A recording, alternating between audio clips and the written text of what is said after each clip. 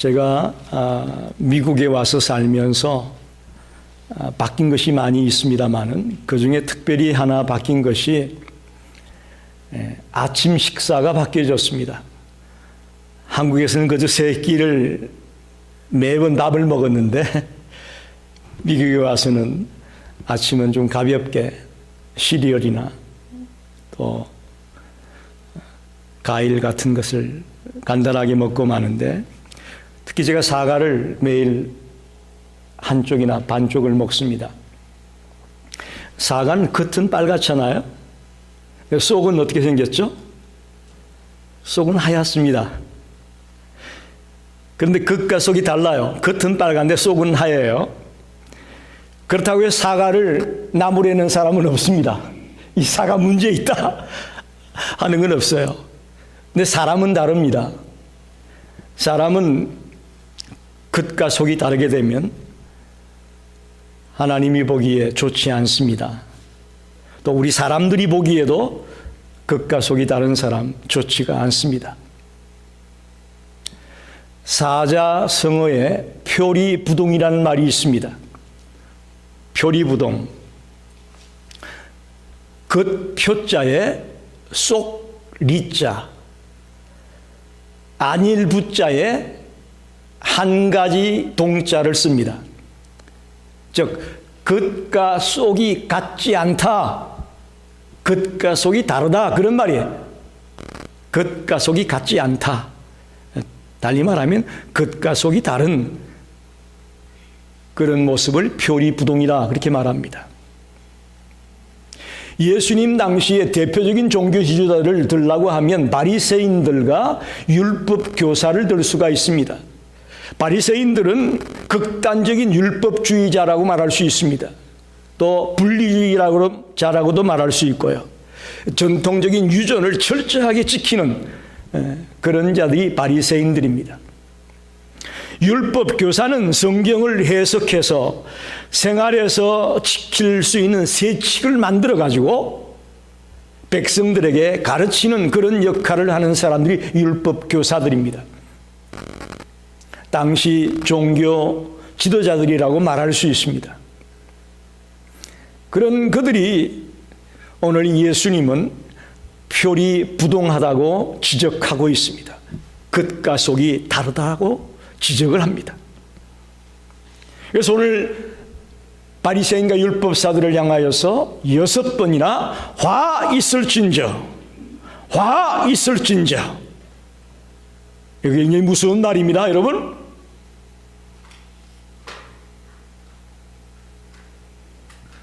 겉과 속이 다른 표리부동한 그들을 예수님이 지적하면서 무섭게 진노하고 있습니다. 화 있을진저. 한마디로 바리새인의 죄는 외식입니다. 외식. 자기의 허물을 가리우고 감추고 겉으로는 안 그런 척 하는 그런 삶을 사는 자들입니다. 굉장히 어리석은 자의 모습입니다. 여러분, 우리가 이 세상에 살면서 감출 수 있는 게 있나요? 안 그런 척하고 남을 속일 수 있는 게 있나요? 모르겠어요. 잠깐은 속일 수 있을지 모르겠지만 시간이 흐르면 언젠가는 드러나게 되어 있다고 저는 봅니다. 사람들 생각에는 스스로 내 허물은 아무도 몰라 라고 생각하는 사람이 있을 수 있습니다. 그러나 아닙니다. 때가 되면 언젠가는 그 허물이 드러날 수밖에 없다는 것을 여러분 아셔야 됩니다. 바리새인들은 외식의 표본입니다. 그래서 자기들의 죄를 가리는 데 선수였어요. 그리고 자기들이 의로운 채 하는 데 있어서는 아주 능합니다. 모든 사람들이 볼 때에 아주 의롭고 아주 깨끗하고 아주 거룩하게 사는 것처럼 보이는 데는 선수였단 말이에요. 그러나 남들은 속였을지 모르지만 예수님은 속일 수가 없어요. 주님은 속일 수가 없었어요. 오늘 누가복음 11장 37절에서 54절의 말씀을 가지고 바리새인과 율법 교사의 모습을 통해서 우리가 가야 할 길을 발견하게 되기를 바랍니다. 내가 어떻게 살아야 되겠는가 하는 것을 깊이 깨닫게 되기를 바랍니다. 먼저 37절로 40절을 한번 다시 읽어보겠습니다. 예수께서 말씀하실 때에 한 바리새인이 자기와 함께 점심 잡수시기를 청하므로 들어가 앉으셨더니 잡수시기 전에 손 씻지 아니하심을 그 바리새인이 보고 이상히 여기는지라. 주께서 이르시되 너희 바리새인은 지금 잔과 대접의 겉은 깨끗이 하나 너희 속에는 탐욕과 악독이 가득하도다. 어리석은 자들아, 겉을 만드시니가 속도 만들지 아니하셨느냐? 겉과 속이라는 말이 계속 반복해서 나옵니다. 첫째로 바리새인은 겉만 깨끗하게 하는 자였습니다. 겉만 깨끗하게 하는 자였단 말이에요. 바리새인들은 외출을 하고 돌아오면 제일 먼저 부지런히 손과 발을 씻었습니다. 부지 중이라도 부정한 것을 만져서 오염되는 것을 두려워했기 때문에 그렇습니다. 하지만 예수님이 심각하게 생각하는 것은 손과 발의 더러움도 더러움이겠지만 그보다는 그들의 속사람이, 그들의 마음이 더러운 것을 더 중요하게 여겼던 것입니다. 쉽게 말하면 바리새인들은 손을 씻고 겉을 깨끗이 하는 데는 열심이었습니다. 그래서 그들의 모습을 달리 표현해 본다면 깨끗하게 그릇은 씻었는데 그 속에는 쓰레기가 들어있어요. 이게 바로 바리새인들의 모습입니다. 겉은 아주 정결하게 씻어서 깨끗하게 다듬어 놨는데 속에는 쓰레기가 들어있단 말입니다.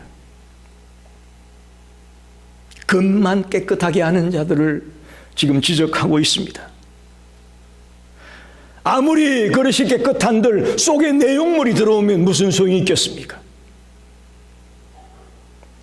그들은 잔의 외양은 깨끗이 하는 일에 열심을 내었는데 그들의 더러운 영혼과 마음을 살피는 데는 소홀했습니다. 그래서 오늘 주님은 말씀합니다. 바리새인들의 마음에는 탐욕과 악독이 가득 차 있다.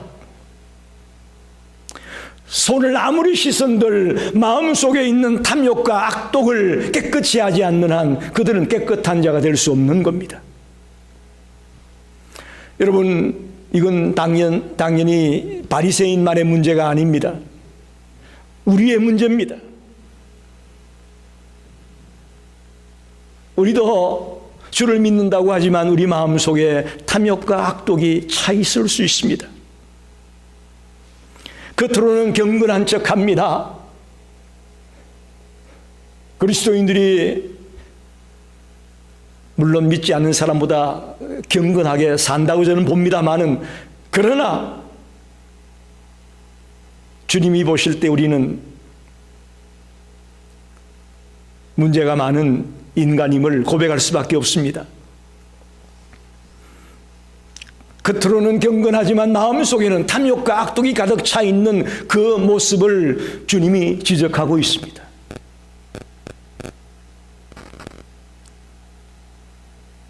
여러분, 어떻게 우리가 이런 것들을 제거할 수 있을까요? 우리 속에 남아있는, 우리 속 사람에게 남아있는 이 탐욕과 악독을 어떻게 제거할 수가 있을까요? 성경은 말합니다. 우리 속에 예수 그리스도의 마음을 품으라고 말합니다. 우리 중심에 예수님을 모시고 살라고 말합니다. 그것이 비결입니다. 탐욕과 악독을 빼내고 내 속에 예수님으로 채워질 때에 이것이 제거될 수 있다고 말합니다. 오늘 사람들은 세상의 과학 문명이 발달하고 모든 것들이 살기가 좋아지면서 자꾸 세상을 의지하려고 합니다. 또 세상의 것들을 사랑하고 쫓아갑니다. 그러나 우리 크리스찬들은 그렇지 않습니다. 마음속에 예수 그리스도를 모시고 그분을 사랑하며 그분을 의지하며 살아가는 존재가 그리스도인입니다. 아멘입니까? 우리가 만약에 지금 교회에 나와 앉아있지만 여전히 마음속에 세상을 의지하고 세상의 물질을 사랑하고 세상의 것들을 따라가고 있다면 바리새인과 우리가 다른 게 뭐 있습니까? 겉으로는 경건한데, 겉으로는 주일날 가서 예배도 드리고 주를 믿는다고 하는데 실제 우리의 삶의 모습은 여전히 세상을 사랑하고 세상을 쫓아가고 세상을 의지하고 물질을 좋아하고 권력을 좋아하고 겉만 깨끗하게 하는 자라고 그들을 지적합니다. 저와 여러분이 겉만 깨끗하지 말고 우리의 속이 깨끗하게 되기를 간절히 소원합니다. 두 번째는 42절을 보겠습니다. 와 있을진저 너희 바리새인이여 너희가 박하와 운양과 모든 채소의 11조는 들이되 공의의 하나님께 대한 사랑은 버리도다. 그러나 이것도 행하고 저것도 버리지 말아야 할지니라. 이렇게 말합니다. 두 번째 생각할 것은 바리새인은 작은 것은 지키면서 큰 것은 버리는 자들이었습니다. 무슨 얘기냐? 바리새인들은 11조 생활을 철저하게 했습니다.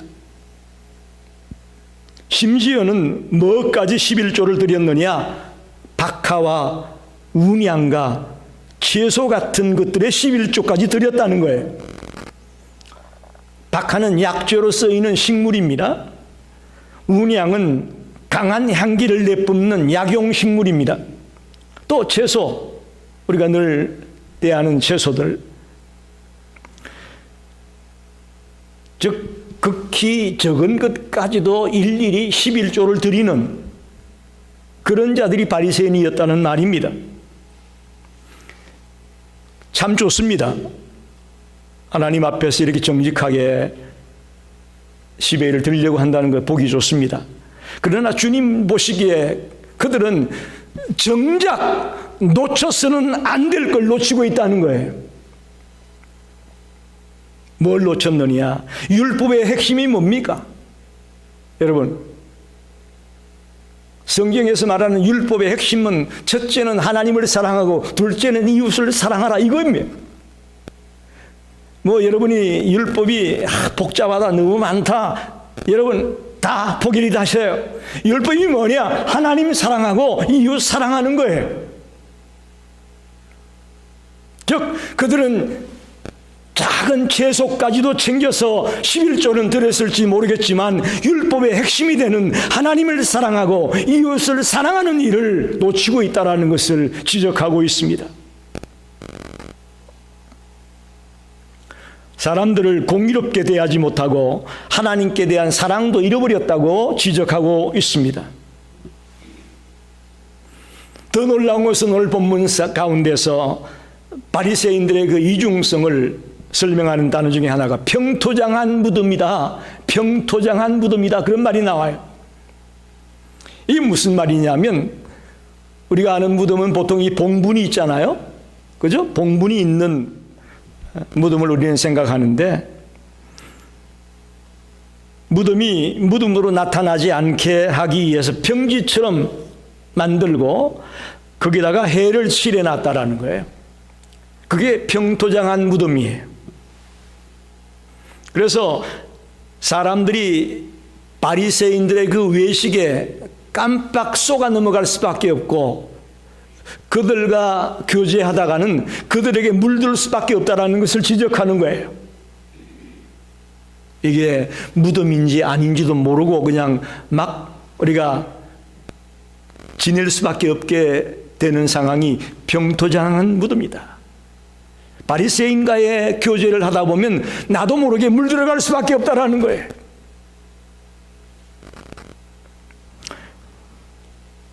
여러분, 작은 것도 중요하지만 율법의 핵심이 되는 하나님을 사랑하고 내 이웃을 사랑하는 이 핵심을 놓쳐서는 안 됩니다. 오늘 주님 앞에 나와 예배하는 여러분에게 이 말씀이 마음속 깊이 새겨지기를 간절히 원합니다. 제가 학생 때는 신앙이 좋다. 그러면 누가 신앙이 좋은 거냐? 세 가지를 하고 또 세 가지를 안 하면 신앙이 좋다고 얘기를 했어요. 이게 무슨 얘기냐?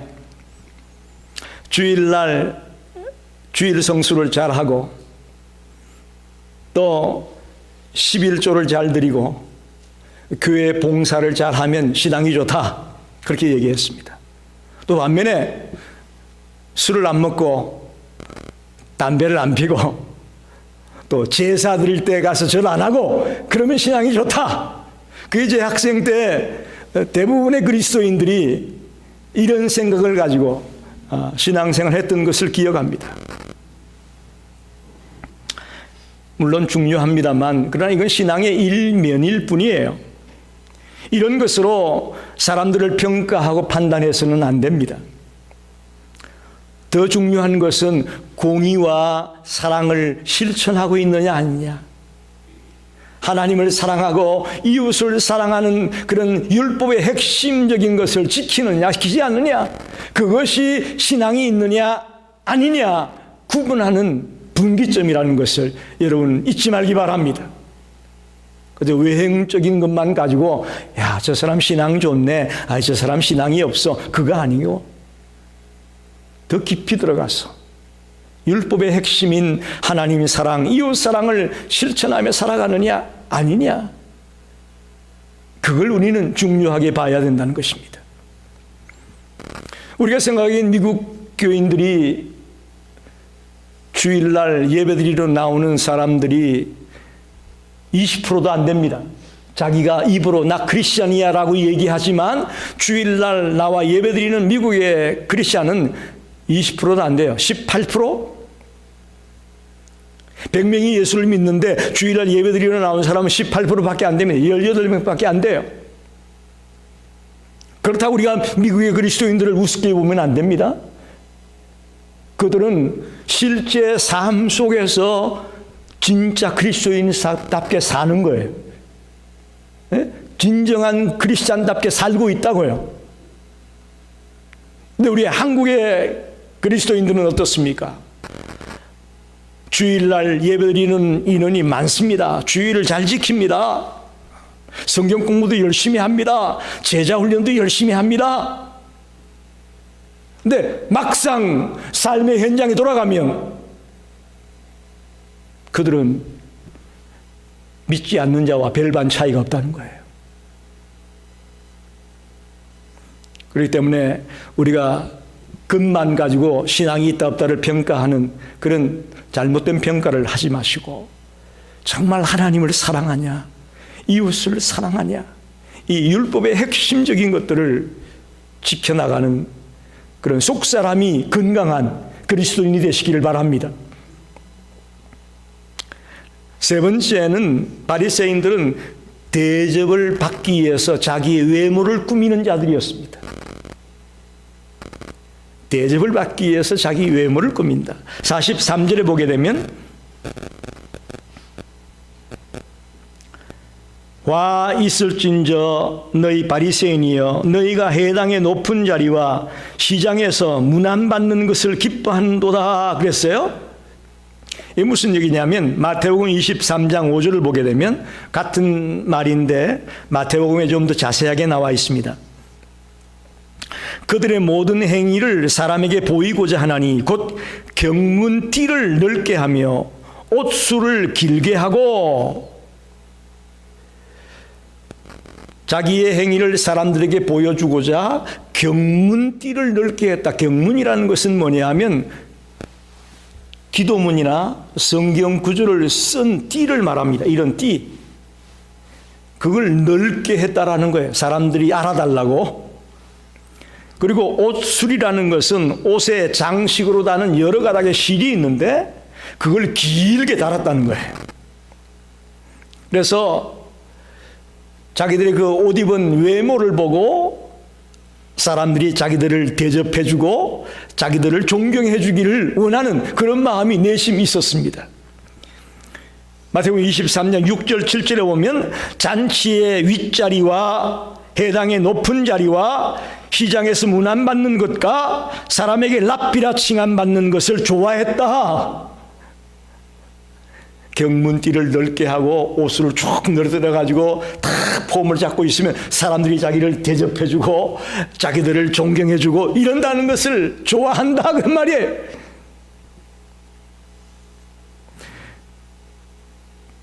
그들은 겉모습을 특이하게 꾸며서 사람들에게 주목을 받기 원했고 인기를 끌기를 원했던 모습을 지적하는 것입니다.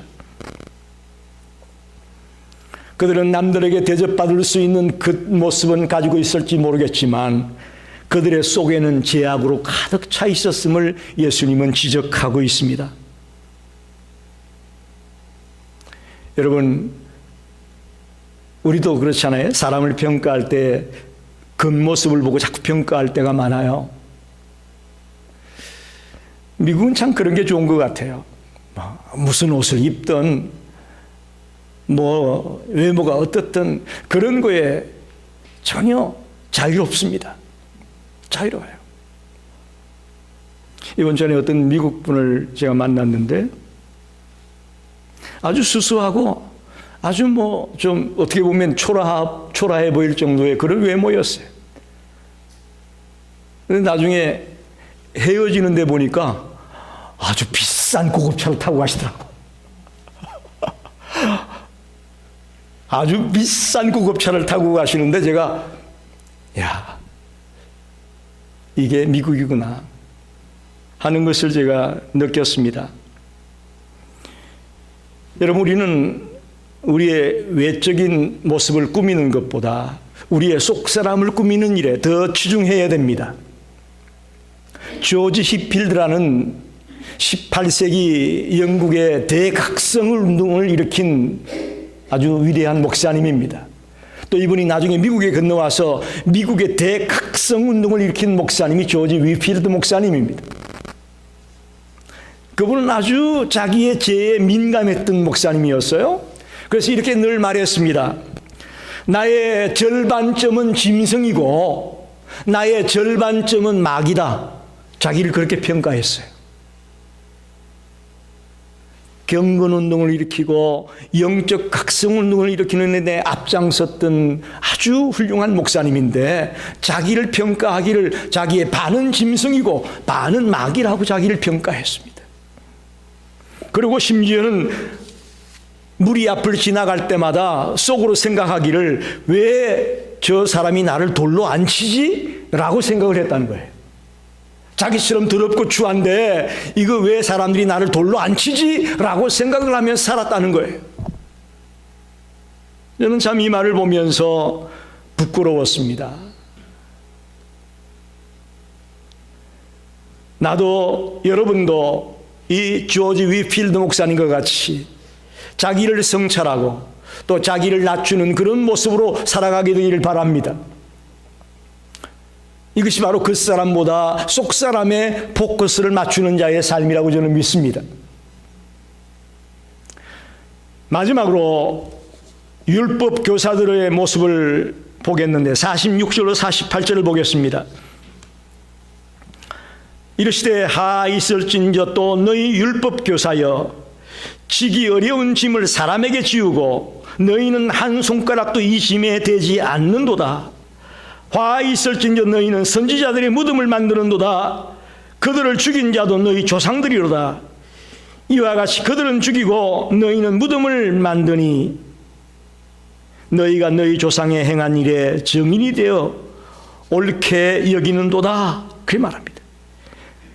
52절에 보면 아 있을진저 너희 율법교사여 너희가 지식의 열쇠를 가져가서 너희도 들어가지 않고 또 들어가고자 하는 자도 막았느니라. 이렇게 말합니다. 세 가지를 지적하는데 첫째는 자기는 지지 않으면서 다른 사람에게 율법의 짐을 지운다는 거예요. 두 번째는 진리를 전파하는 자들을 오히려 핍박하고 있다는 거예요. 세 번째는 다른 사람들이 구원받지 못하도록 막고 있다는 거예요. 성경을 읽고 해석해서 그것을 생활 속에 지켜나가도록 세칙을 만들어 가르치는 일을 하는 이 율법 교사가 배우는 백성들에게는 짐을 지우고 자기는 짐을 안 주고 있고요. 또 진리를 전파하는 사람들 오히려 핍박하고요. 다른 사람이 구원받도록 인도해야 될 사람이 구원받지 못하게 막고 서 있다고 지적을 하고 있습니다.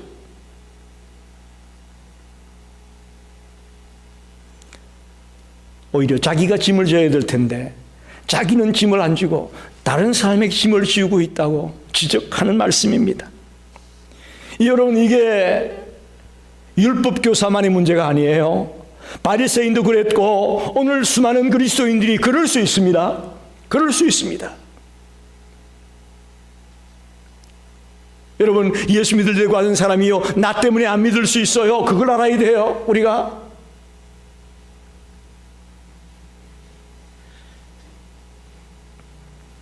오히려 주를 위해 충성하고 헌신하는 사람들을 칭찬해주고 존경하기보다는 뒤에서 시비 걸죠. 이게 우리의 현실이 될 수 있습니다.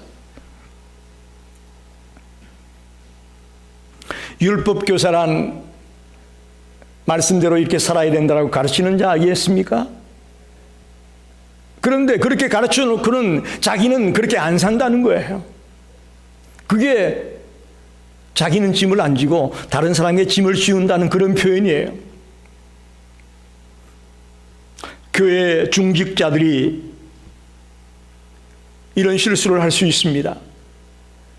우리가 하나님의 말씀을 알고 주를 만났기에 주를 위해 충성하겠다고 말은 하는데 실제 중직자들은 자신들이 하지 아니하고 밑에 있는 성도들을 닥달을 하며 힘들게 할 수 있는 일이 벌어질 수 있다는 거예요. 또 교회 학교에서 선생님들이 전도해라라고 가르치면서 막상 선생님 자신은 전도 안 하는 그런 일이 있을 수 있습니다. 성도들에게 성결하게 살아라, 의롭게 살아라, 바르게 살아라 말하는 목사가 오히려 쾌락에 빠지고 죄에 빠져서 자기가 선포하는 메시지와는 전혀 다른 삶을 살 수도 있을 것입니다. 바로 이것이 외식입니다. 바로 이게 겉사람과 속사람이 다른 것입니다. 다른 사람에게 짐을 지우기 전에 여러분과 제가 먼저 짐을 지기 바랍니다. 아멘이 없으시네. 짐 지자고 하니까 힘드시죠? 그러나 우리는 주님 때문에 짐을 져야 될 때가 있습니다. 이 말씀을 놓쳐서는 안 될 것입니다. 말씀을 정리합니다. 저는 오늘 말씀을 준비하면서 마더 테레사 수녀가 마지막 돌아가셨을 때 그가 남긴 유품이 뭐가 있었느냐 라는 것을 기록한 것을 봤는데 펜 하나, 볼펜 같은 거 있죠. 펜 하나, 수녀복 2벌, 일기장, 그리고 묵주, 성경, 이것이 마더 테레사 수녀의 유품이라는 거예요. 이 모습을 보면서 제가 얼마나 부끄럽고 창피했는지 모릅니다. 저희 집에 크로젯에 옷이 걸려 있는 것을 보고 야, 이거 나는 뭐지? 그 생각이 들었어요. 신발장의 신들을 보면서 야, 내가 욕심이 많았나? 내 자신을 돌아보게 됐습니다.